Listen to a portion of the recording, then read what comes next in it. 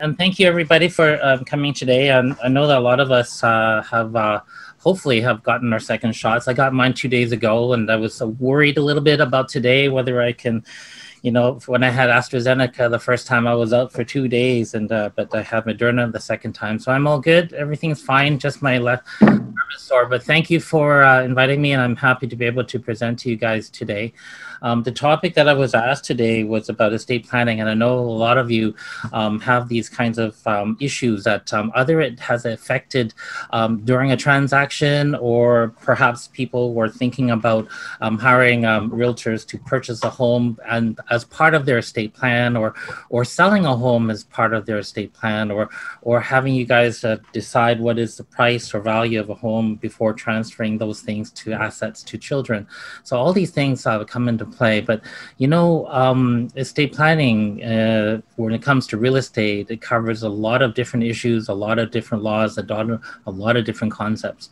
And I've been around a long time to actually have dealt with each of these items, and I'm going to be talking about in either drafting documents or litigating them through the courts, or advocating on one part of a person who's part of a plan who felt left out, or someone who wants to ensure that assets gets distributed according to what they want and not necessarily what the law says that it should have been done. So anyways, without further ado, I will go now to see if I could share my screen. Am I given the share screening abilities yet? Yeah? Yes. Okay, hold on a sec. And let me... It's on now. It's okay now. It works. You guys see my link? Yeah? Yes. Yeah, it works now. Awesome, that's great. You know, I had to learn Zoom since last year. I think a lot of help to one of the CREPA's directors, John, and to John Ng to help me with this learning how to do Zoom. But thankfully, I'm much better now. And thanks, CREPA and Edmund, for facilitating this as well and making sure my presentations come up. So anyways, real estate and estate planning, what you need to know. So the first thing, a little bit about, if you want to get a hold of me and contact me, this is for CREPA members to call me. And if you want to have a question about something, just text me, WhatsApp me, say that you're a member of CREPA, and then we can, you know, have an exchange or dialogue about some topics that you're thinking about. Okay. I do conveyancing and mortgages, family law, real estate, litigation, commercial law, corporate law, wills and estate. So they all touch on estate planning and real estate. So I'm going to talk about a little bit about everything, and it touches upon all these areas of law. Okay. So the first thing, the legal framework. What are the different laws involved? There's tons. Okay. But this is just a good snapshot. The Powers of Attorney Act, Patients Property Act, Fraudulent Conveyance Act, Family Law Act, Wills and Estates, Property Transfer Tax, Income Tax Act. And not only are there laws, there's also different ideas, legal concepts, things to, you know, that may be defined in different kinds of laws or in case law. So you have legal and beneficial ownership, the difference between the two. What is when a state of land, when a land is transferred, is it presumed to be a gift or is it a loan? Badges of fraud, when transfers of real estate happen under suspicious circumstances, and what those circumstances are. Now, difference between joint tenancy and tenancy in common when it comes to land transfers. Deeds of gift and bare trust agreements to confirm intentions of what is the intention of a transfer or of land. Do you intend it to be a gift or held in trust? And constructive and resulting trust when there is no agreement, no documents to confirm the intention. And then legal presumptions. Those are things that just occur through the case law. That something happens, it's deemed to be this. For example, and I'll talk about this later, if two people owning a house in joint tenancy, and both of them have passed away at the same time, how is that dealt with? Joint tenancy is meant to go to the survivor, but what if happens if both of them pass away at the same time, or it cannot be determined if one of them passed away before the other? So what happens in that situation? There's a lot of these different things. So and as I go through my presentation, each of these laws or topics will be touched upon. So you have a snapshot of what I'll be talking about.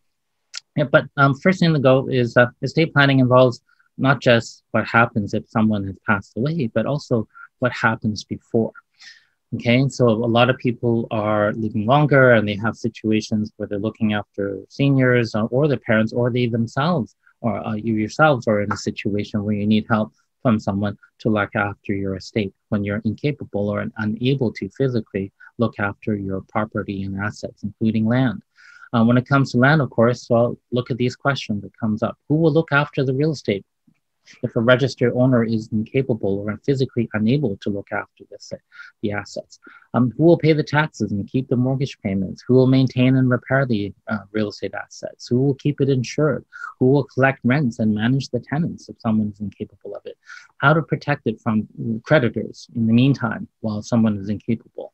Then you have, well, okay, so those are the issues that really affect estate planning when someone is alive. One of the first things to think about then is the powers of attorney, okay? Quite often people think, oh, hey, don't worry, I'm a joint owner, therefore I have abilities and legal rights to act and sign on behalf of the other. That is not true. It's not necessarily true. You know, they're joint accounts. One or two people can open and take assets from a bank account if they're joint registered owners, and quite often people recognize a joint owner when it comes to property. But, you know, when you have to sell or buy or mortgage, yeah, you need both people, and nobody can be presumed to have the power without a legal binding power of attorney, okay? Then there's some things to think about when it comes to powers of attorney. What quite often, and it has, there's some case law when realtors have not specifically reviewed and checked the power of attorney being used and compare it with what the actual laws are in order to see whether a power of attorney is effective or not in either selling or buying a house. So you have to be aware of that. First thing, name of the donor on the power of attorney must exactly match the name on title if you want to use it for selling or mortgaging a home. That's where the donor wants to use the power of attorney. It has to exactly match. It can't be a little hyphen missing, or an extra hyphen, or English names reversed around, which happens with a lot of Hong Kong clients from Hong Kong, where their English is before the Chinese name, or the Chinese name and then English, and then the last name, hyphen in between or no hyphen in between. It has to exactly match the title. The way you do that when you're drafting a power of attorney, though, is if there's more than one alias, make sure all of them are registered or put on the power of attorney so that it's all captured, okay? And the original power of attorney has to be registered at the land title office in order to make it effective. So if you have a copy and you bring it to someone, well, the lawyer or notary who's going to register it cannot register a copy. They have to actually have the original in their hands before they can do the digital representation to the land title office that I have seen the original and this is a copy of it and that's registered. For the lawyer or notary to apply their jury cert signature to confirm what they have actually seen and held in front of them before they register. Okay, so that's important. If someone has it but don't know where the original is, that's going to be a problem. Okay, and must be signed by both the donor and the donees before a person who has the power to do so. Now, that's an issue that came up during the pandemic last year when I had someone who was in New York and who was a beneficiary under the power of attorney. And so the question is, hey, you need to sign this in front of a person in that state of New York who has the power to, as if they were taking evidence under the Evidence Act. And little did I know at that point in time that New York, a notary public, they have to apply to the notary association to get specific powers, which is different than in BC, where I'm a lawyer, but I'm automatically a notary. I can take affidavits, I can confirm authenticity of documents, I can also confirm identity of the people and take affidavits of someone swearing it's true as if it was in the court of law. But that's not the case over there. So you have to see each notary, whether they have a certain power registered under their name. And now that was like, wow, okay. So if you're dealing with the power of attorney and it's signed before someone of a notary somewhere outside of BC or Canada, you better make sure you find out whether it's legal and valid here in BC or not, okay? So another thing, a few more things. You can also appoint more than one person under a power of attorney.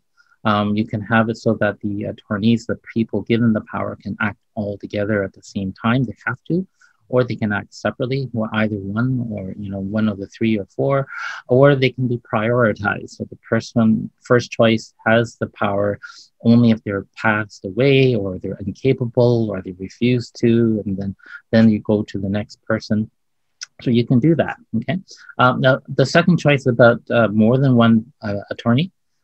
is that quite often that you might have to be aware that there could be requirements if push comes to shove and it's challenged to be a tiebreaker. So if the person who's given the power is unable to make decisions, direct the attorneys to do things, and if there's a conflict between the persons given the powers about what to do or not. Okay, so there, that's a more very specific tiebreaker rule type of drafting of a power of attorney that could break a tie between two people who are given equal powers to act. Okay, and then for real estate purposes, you have to watch out for another thing.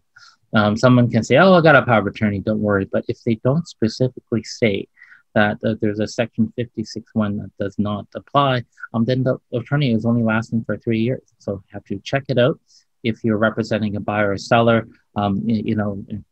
thinking about using the attorney to sell the house and to retire, to downsize, et cetera, make sure that these qualifications, these considerations and tips are all taken off. And if you have in doubt, of course, consult with a lawyer or notary to make sure that they know what the if the terms are qualified under the laws. Zeke, how are you feeling? Okay, Donee. Okay. So, okay, I'm moving on. One more thing about attorneys. If the power of attorney is enduring, meaning if they have a specific clause that allowed the attorney to be used in case the donor is incapable, then it's also not subject to the 3-year time limitations from the Land Title Act. So those two things could allow the power of attorney to continue to be in existence and be valid even after 3 years for real estate purposes. A couple of more points. I mentioned about a case in which a realtor, this is Royal LePage in Kelowna, that did not check the power of attorney. They thought and was relying upon the advice of the client who says, hey, I got the power of attorney from Joe to help the other person sell the listing. It turns out that it was not that way. It was the reverse, and the person gave it to the other person, so they couldn't sign all the documents. They couldn't complete, and then there's liabilities involved and complaints to the Real Estate Council of BC, which led to that decision that you see on the screen here. If you want to check it out, but it belies the importance of knowing what a power of attorney is. Is it legal? Is it valid? Can you use it or not use it? And then state of the estate planning as well, and not just selling and buying, but also estate planning. Okay. Now, what happens about if you don't have a power of attorney and someone wants to sell a house as part of estate planning, or transfer, or finance, or put a personal mortgage on it, etc.? Well, compare what happens if someone becomes incapable. They have to go through something called a committeeship process to get the same powers to sell the land, which could have done if a couple $100 and they would have done a power of attorney validly, correctly. Okay.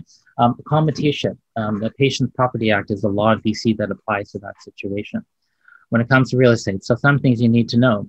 No valid POA for that person, and they're incapable. Someone has to apply to the court to get a power, instead of saying a power of attorney, to get a committeeship over the estate of the person who is incapable. Okay, you need 2 affidavits from medical practitioners confirming they're incapable of handling the financial affairs.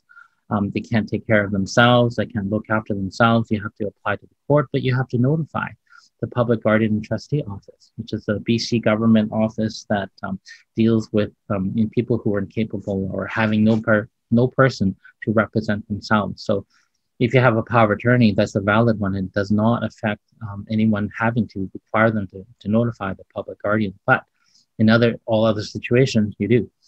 And when you do that, be aware, because I've had many situations where we hit a roadblock in many situations. So I want to go to the next slide. The public guardian may put conditions on your dealing with real estate on behalf of the person who's incapable. One case I had before was the guardian required a bond.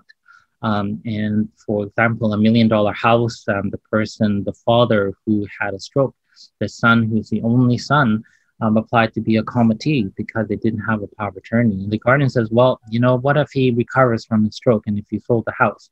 So we need you to buy insurance in case he comes out and, hey, where's my house? And $1 million home based on the bond at that time, this was a number of years ago, it was about $10,000 of premium every year in order to maintain the bond.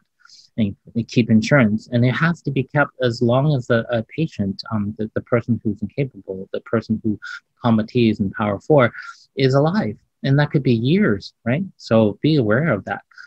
So power of attorney, get it done before you have to go with a committeeship and have a very expensive managed like estate management plan. Okay.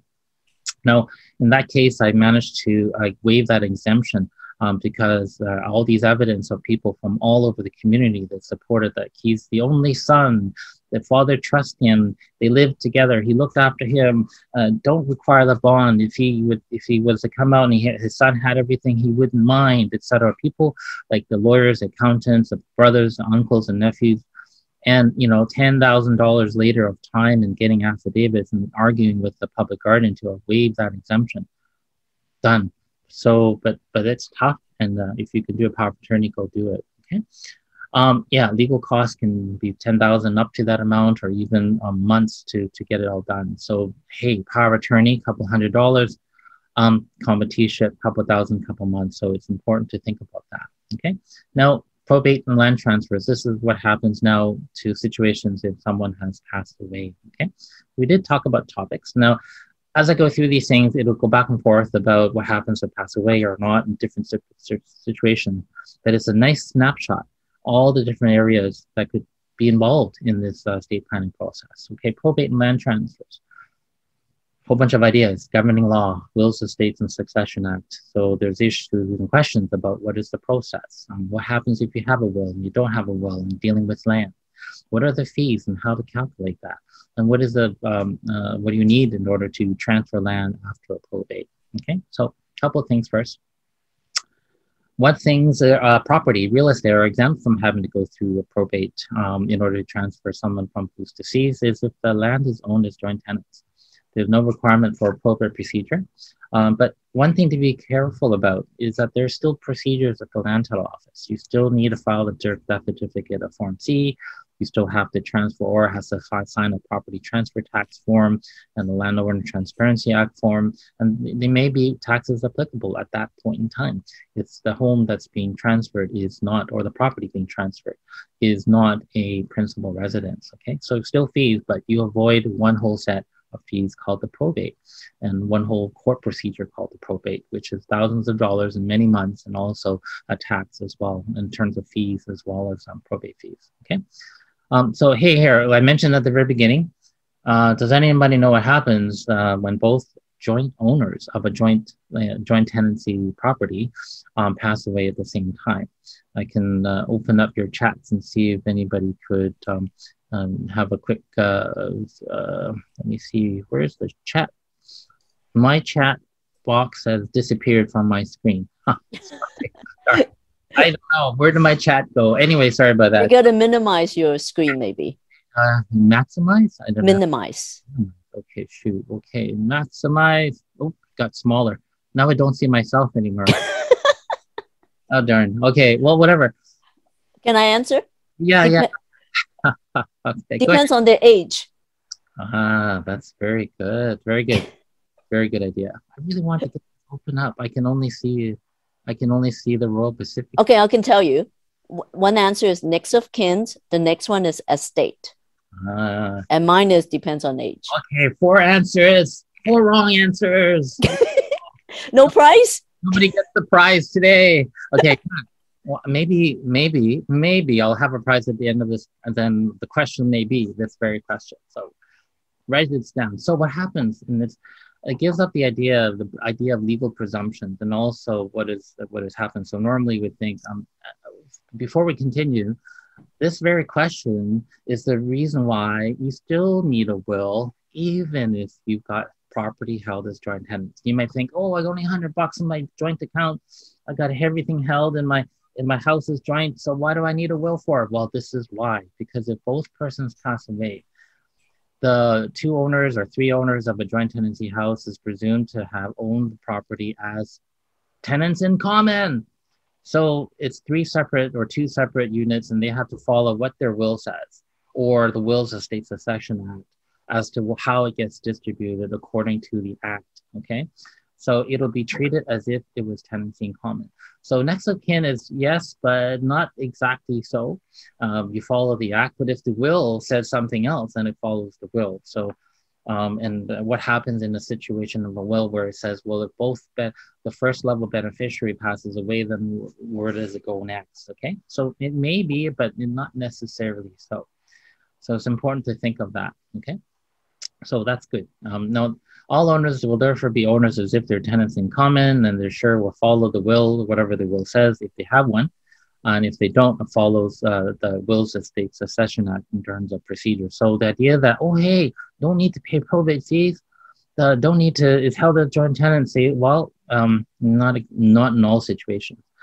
So quite often nowadays, where I have a lot of parents of children who are adult, and the property that they own is owned only in the parents, it's the time they start thinking whether or not it's right for you in that situation to add the adult child to the property of the home as joint tenants. It gets into all the other issues. If there's more than one child, then should you do one or two or three or all? Or if you do one, what kinds of issues that sets up when it comes to other children who feel they're left out? So these are all different issues. And working them out is a good timing to do it when you're getting in terms of a time in which you have to think about that. Okay. So, and then important timelines when it comes to probate. Now it comes to, as all of you are realtors, you have to deal with land, sometimes selling the home when there's this administration going on or a probate, or the grant has just been issued. So you have to think about these timelines, okay? So when the probate process is ended at their end, there's the timeline it takes. So you may have someone who passed away during a listing, or passed away after a listing has been opened. There's a time frame approximately for getting and processing a grant of probate. So there's some timeline to get all the documents ready and then to file it. And then after filing, there's quite a number of months after before you get a court order that allows the executor to actually administer and act on behalf of the land. It could be 6 months, it could be a year. So give a lot of time, okay? But after a grant has been given, you still have to wait another 210 days under the Act to wait before it can be transferred to beneficiaries. It can be transferred to the estate administrators or the executors, but to the beneficiaries, you have to wait. And then there's 180 days you have to wait after the grant to wait to see if anyone challenges it. So there's the statutory periods of time that requires a wait time. So if you get a listing and you got a grant of probate, and you got to look at it to look at the timing.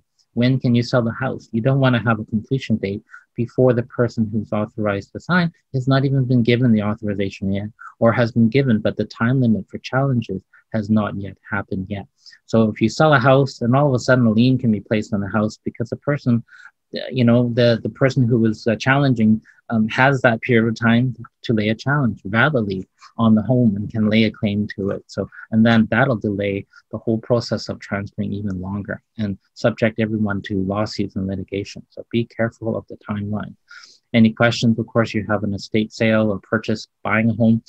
It's important to seek legal advice to see whether or not some of these situations apply or not. Okay.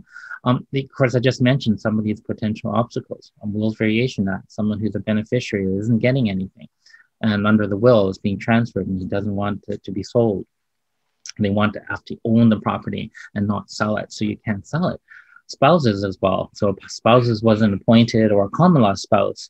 I had a situation where the house was owned by this surviving widower, and they had children and forgot they had a will that said everything to the previous wife who died, and not to the children. And the common law spouse says, hey, what's going on here? You follow the will, then the common law spouse gets left out, but common law is considered a spouse. So they have rights under the Wills Estate Succession Act and also the Family Law Act. In that situation, doesn't matter which way we cut it, it ended up to be the same entitlement based on how many years they've been together and the appreciation value. So anyways, they got to lock out. And children as beneficiaries. But you have to watch out if you're a stepchild and one of the applicants is challenging as a stepchild, they have to be legally adopted before they have rights. So it's important to know. So anyways, no stepchildren are allowed to entitled to actually make those claims, okay? So next thing, I'll give you case. Case law is always important to learn from other people's mistakes. So Hosman Estate and Aldergrove Credit Union, this is the exact same thing happened where the house was sold, but a son was left out and applies under the WESA to have the claim and puts the lien on the house, which really puts a big wrench on anything dealing with the house. Okay, so be careful, watch out, and look after these deadlines. Okay, so if you have a contract, if you're working on this and you have a estate sale or a property being in process of estate sale, stick these clauses in. Subject to the seller receiving the following by a certain date, a copy of the grant of probate or letters of administration that allows the property to be sold. That, of course, nobody knows, especially last year. I used to say, hey, 6 months, 10 months, but I don't say any deadlines now. I don't know. It goes into the box called the court and it comes out, I don't know when. So maybe you might want to put the assurances that at the very bottom, another subject clause, assurances that everyone under is entitled to a claim has waived or released it, because the timing can be released, like if everybody signs off on it. Okay, and then you have this idea that automatically extend so that the subject removal date is moved to as long as the probate hasn't been done yet, and then you complete 15 days after the grant of probate has been given. So at least you have a time of certainty and it doesn't go forever. The problem sometimes, though, is that I've had clients, for example, who's trying to sell a real estate, but they haven't found a buyer. So they didn't bother trying to get the grant of probate because they haven't found a buyer. And they decided, well, why base all the fees and do all the transfers if they don't got a buyer yet? You might run into this problem as a seller, because once you have a seller, you don't know how long a time it takes to get the grant. So anyways, to me, my advice is get it done earlier, sooner, when you can, and not hope that some point in the future when you got a buyer, that's the time to do it, because you never know how long it may take to do it. Okay. Now, a lot of people think about, okay, let's avoid probate fees and let's transfer to the child during a lifetime. So that's a whole nother ball of wax, not in someone passed away, but before. So in anticipation of all these issues with probates and transfers and Wills Variation Act, let's transfer the house right now. Okay, we mentioned that at the beginning. You know, the idea of joint tenancy and tenancy in common, what happens, and what happens if everybody passes away at the same time. So what happens? Now, this is the next question. Question to all of you, and a quick one. So if a real estate and a property is transferred, say from a parent, father, mother, to the son in the land title office, just a straight transfer, who out there thinks this is a valid transfer, it cannot be challenged? Sounds like a loaded question, but it is. So, I'm sure it's always challengeable. Okay. Everything is challengeable. Okay, someone say not valid. Okay. So, okay. Well, it goes with the very earlier notion of a legal presumption. Some things are meant to be something unless it's proven otherwise, or deemed to be something unless proven otherwise. So here, go to the next question. It's valid, but it can be challenged, and you're both right. Okay, so when is a gift of real estate really a gift? So in BC, land transfers between adults intended as a gift requires more than just the transfer itself. It requires something else, some like additional documentation to prove that the intention was either a gift or not. So a gift is a volunteer transfer of assets from one person without full or all or partial consideration. So not fair market value, or something else. So a gift of transfer of land and transfer to the transferee is by law in BC presumed to be held in trust, called a resulting trust for the person giving. So it's not really meant to be given as a gift unless you have something shown otherwise. It is a rebuttable presumption. So you have enough evidence to prove intention, right? If not, you're in trouble, okay? So what do? Well, a deed of gift, which is a declaration, a document, an agreement that says and lays out the intention of someone to give something as a gift, or bare trust agreement, which we've talked about this, I think, at a CREPA seminar before, but the idea of legal and beneficial ownership is separated. So the legal owner of the property registered is not really the real owner, which is the beneficial owner. So that you have that document done. So if you really intend it to be a gift, well, you do a deed of gift. If you don't intend it to be a complete gift where the person giving it can do whatever they want with that gift, well, then you better do a bare trust agreement, okay? So these are the two situations, kind of documents that if you have it done, you don't need to search for evidence outside of these documents necessarily. So you can still challenge it, maybe how legally it was done, whether they had ILAs, whether they knew what they were signing, these other challenges, but not on the basis of intention. What is the intention of the person? Well, it says right there, they want to give it as a gift, just to be clear, okay? But of course, like I said, evidence of subsequent treatment of a property can be used as evidence to infer intention if you don't have one of these agreements. So thinking of anyone applying or giving transfers of property to children, adult children, then think of this, okay? Because it's important to follow up with a separate documentation, okay? Now, and quite often I hear situations where they just go to the transfer at a notary office and get it all done. That's not good enough. It can be challenged, and you want to protect it. Your intention, you better have these other documents done as well, okay? So here it goes. When is a gift of real estate really a gift? It can be challenged. You need these documents to prove it. You can be challenged not only by other beneficiaries who think they should be owed money, like other children who feel jealous, etc., but also by creditors as well. People who think they can go after the parents for money that's owed to them if they feel that somehow it was given under suspicious circumstances. So, hey, I mentioned that at the outset, suspicious circumstances. Say that quick 3 times fast. Anyways, so that goes to the next topic, is Fraudulent Conveyance Act and the badges of fraud. Gifts given during a lifetime can be challenged by many people as if it was given under suspicious circumstances. The badges of fraud is a legal concept. It's this idea done through case law, which says that a real estate transfer can be challenged if it can be shown that the situation and circumstances of it is suspicious. It was meant to avoid paying a certain creditor money, okay, and can be reversed. So what are these circumstances? Can anyone give me a couple of guesses? So this could be a trick question later on. Oh, no, a prize question later. Always that, that better be a prize, and everybody, listen. Like how I listened about the 505 Nelson. Anyway. Yeah, you did. So here we go. So what do you think? So first thing comes to your mind, what can be considered a suspicious circumstances under the courts? Now, the way the law acts is that the more of these circumstances happen, 1, maybe, not that bad. 2, 3, starts getting very suspicious. 4, 5, 6, 7, 8. I have an answer. Somebody say tax avoidance.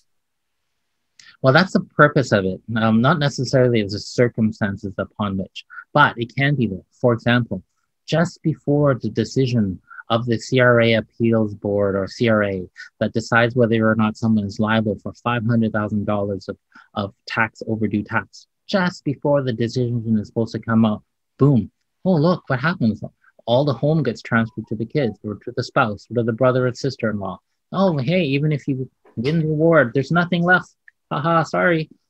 Wow. Okay, there we go. One suspicious circumstance right there.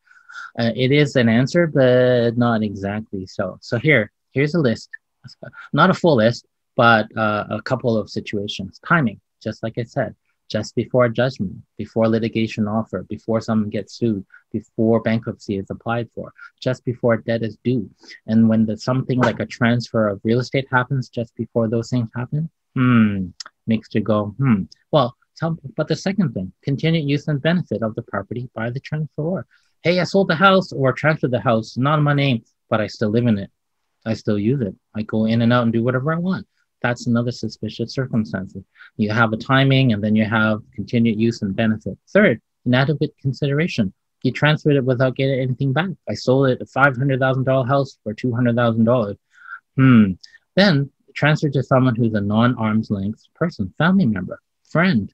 Like I had a client who had a restaurant that was just about owed money, and then he gave it to the cook. Okay, suspicious, right? And then afterwards, there's nothing left for the creditor to go after. Okay, you owe $500,000. You have a $500,000 house. Boom, it's gone. Sorry, Mr. Creditor, I have nothing left to give to you. Well, then you add A, B, C, D, and E. So then you got to look at these situations so that whenever the things are done, none of these badges of fraud add up, so that you can get the property that was transferred reversed and have a lien on the property and have to prove in court the opposite of these things. Okay, very tough when you have more and more of these badges of fraud. Okay, so Moving on, tax issues. Okay, that's a big thing. Probate fees, property transfer tax fees, all these types of things. Well, what are the probate fees? Now, people think about it as a tax. You know, in Hong Kong, they think like chansai, right? It's like a tax. It operates like a tax because the amount goes up with the more you have. But it's not considered a tax. It's just a fee. You know, 6 of one, half of dozen of the other, I'd say sometimes. You know, they're practically the same. But anyways, you got to pay no matter what. So you're using a will and you're transferring as real estate using a will, not through those other ways that I talked about. But what are the fees? Well, basic fee, $200. If it's under $25,000, it can be waived. A value of a house, well, maybe a laneway house, maybe $25,000 to $50,000. $6 per 1,000. Anything over 50,000 for every $1,000 is $1,014, or just calculate it 1.4% of whatever of the gross value. So you just keep on going. Okay. So an idea is like for any property, the good general estimate, just say about 1.4% of whatever the value is, and that's a good ballpark to figure what is the probate fee of any property. So an example here: $2.5 million home. Of course, I just want to add this, like this example here. Probate is on all the assets held by the person, not held joint tenant. So you can have a house, you can have real estate holdings. You can also have savings accounts in each one person's name, not held joint. So $2.5 million home, $300,000 in bank account savings under the person who passed away, the will's name. Total value of the estate, $2.8 million. Then you calculate the fees, works out to be $39,000. Maybe relative to the total value, it may not be a whole lot, but it's something that you can give to children and something you can give to your beneficiaries, other than just going to the BC government coffers. Okay, so it is something to think about. But probate is not just about fees, right? I mentioned earlier, you have to pay a lawyer to do the process of the probates. You have to have a timeline, long time to wait. I don't know if I have a slide about this.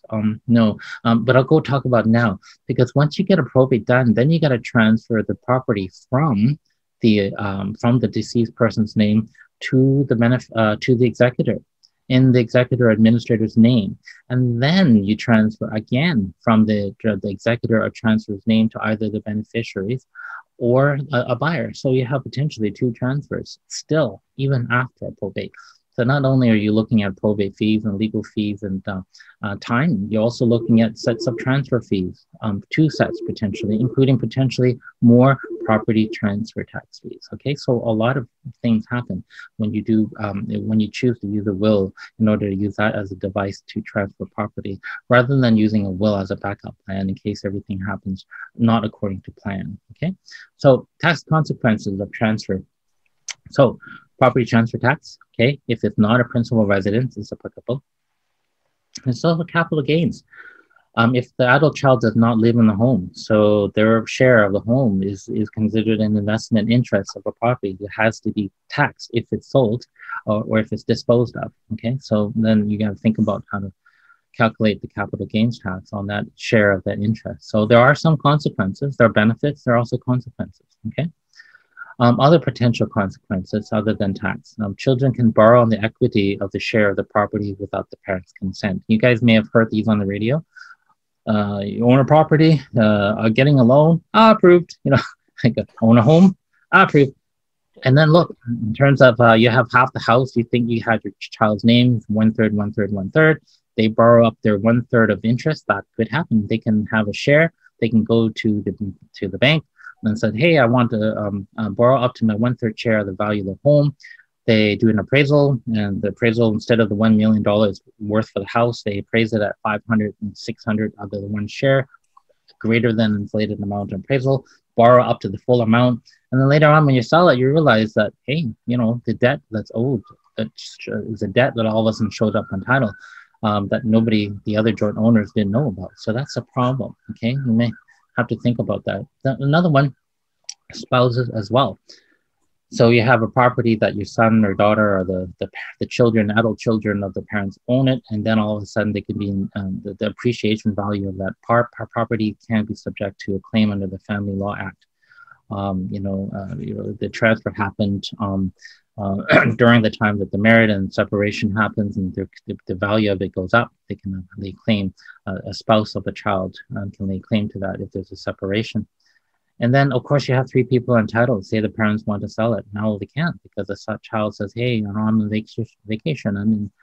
I have a client who was, I don't know where they were, but they weren't able to come back. They weren't able to sign. They were not in front of a notary. They don't have a lawyer. They don't have you can't do anything because you need three people to sign to sell. So problems, right? But then there's other ways. Wherever there's a problem, there's a solution. So possible solutions, powers of attorneys, facilitate the abilities to act on each other on behalf of the real estate when someone is incapable, unable to, and pass away. And private loan agreements, which is another way to do it, where you can, as a parent, you can put a loan on a property, private loan, so that you may not own the home, but you can prevent it from being sold until you get your money back. So these are all different ways to get around those issues. And not every situation is applicable, but you have to see and fit and tailor the solution to everybody's issues, okay? Another one, property management agreement or life interest. So recently I had a client that the parent wants to be able to be eligible to go to a senior's home at a lesser rate. But as long as they own real estate, it's going to be an issue. So they transfer a child a property, but they have something called a life interest agreement that allows them to live as long as they're alive in that home.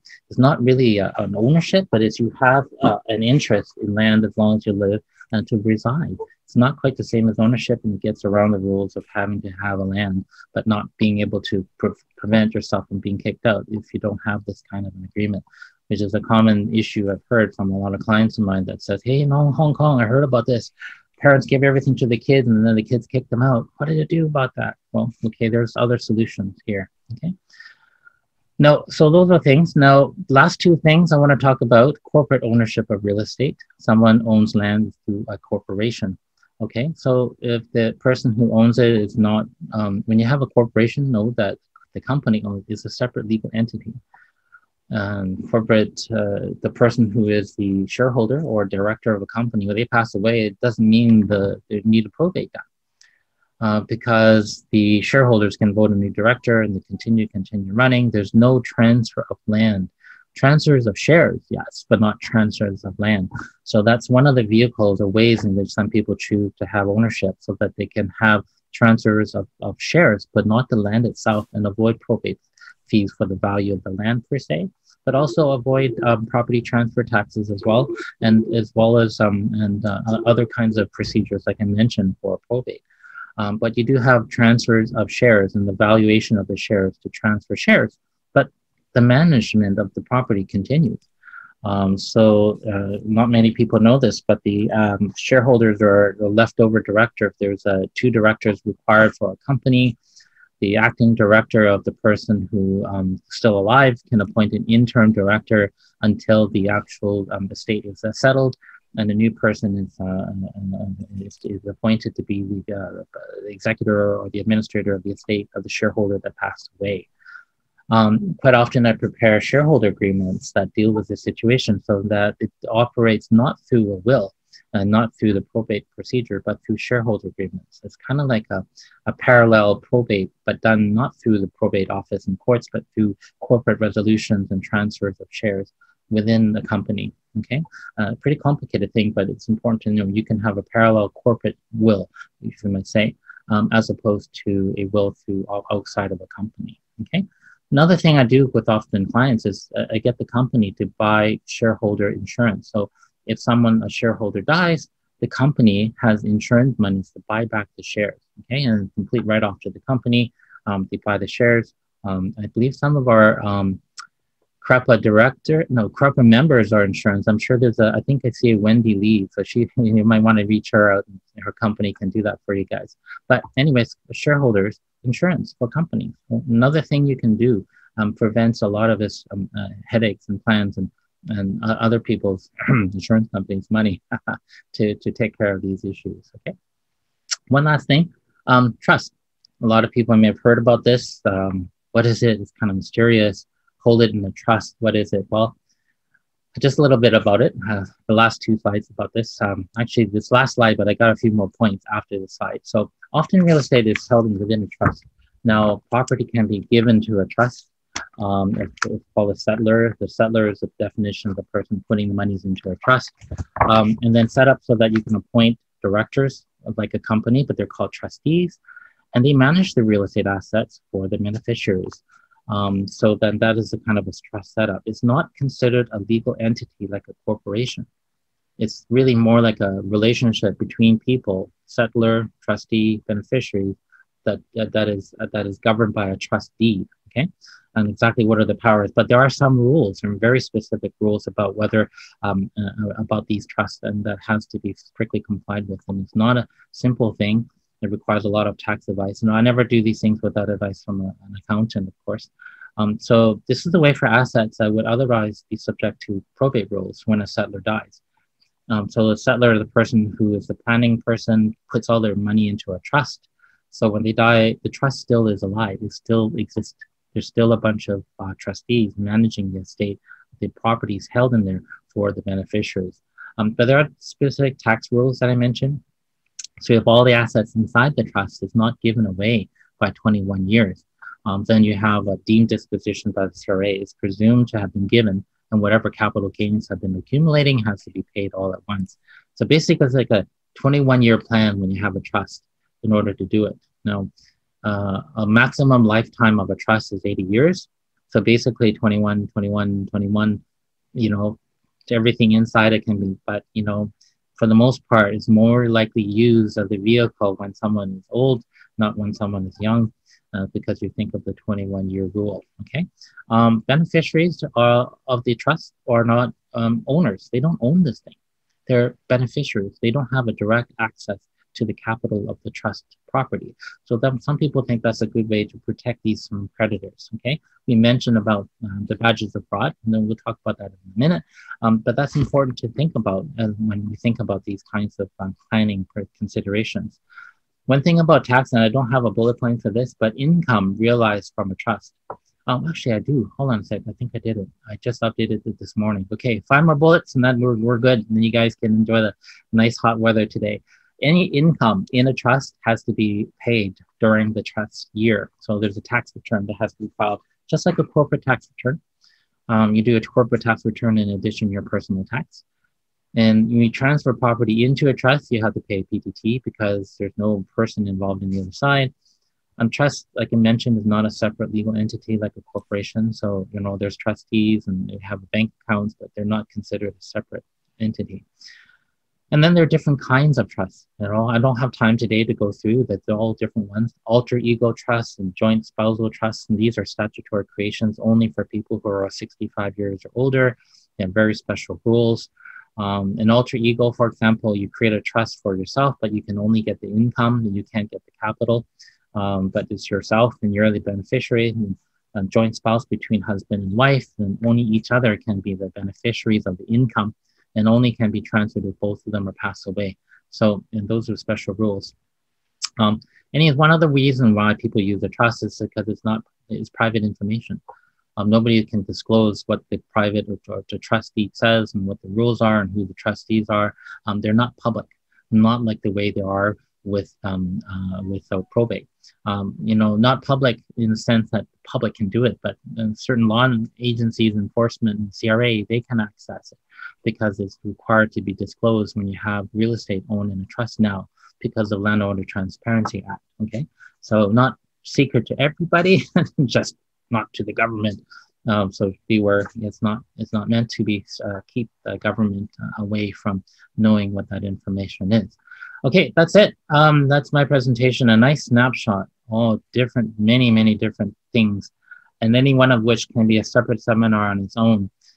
Family law and tax law and trust law. But and if you guys want to hear more about these things, make sure you let the CREPA directors know, hey, can we hear about this and can we hear about that? And if the time comes and we can do this, and then we can do this again. Okay, thank you, everybody. Oh, right. Hey, May, am I allowed to do a draw? Sure. Okay, it's an online draw. So after whoever wins, get an email, and it's a gift card from Amazon. Sorry, What's the question? Even local businesses, but you know, I just had an experience with another company that just the return, it's just awful. Anyways, okay, the question. The question is, how many days after a grant of probate must you wait before a challenge, wills variation act can be levied on a will? Holy smoke! These guys are so fast. Okay. Let me see who. So what's the answer? I don't have the access to the chat. I have. What's the answer? Is it 180 days? 180 days it is. 180 is Stella. Stella. I don't know Stella who. Let me see. Stella. Okay. Put your email in the chat room, Stella, and then if I don't see it, CREPA, if anyone there, May or Evelyn, you can email it to me or send it to me, and I'll make sure we get a. Stella, can you put your email address down in the chat? Thank you, Ivan. Much appreciate your knowledge. And anybody who has any questions about your estate planning, about your real estate, please give Ivan a call. He's very, very good. So our next speaker is Kim Spencer.